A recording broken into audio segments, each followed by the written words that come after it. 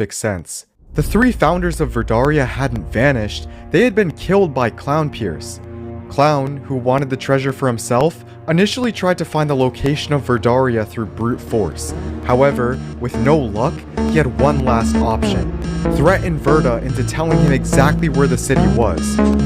Of course, she wouldn't budge, and ultimately, she sacrificed herself to prevent Clown from finding Verdaria, secretly planting the final compass in her own execution chamber. At the time, Clown had no idea, especially since the words in her final book had no meaning to him.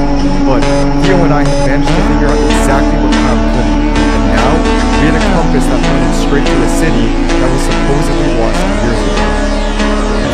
We found it! We're the first people on the server to have ever found it! Gone. It's water! Oh. Theo. Theo!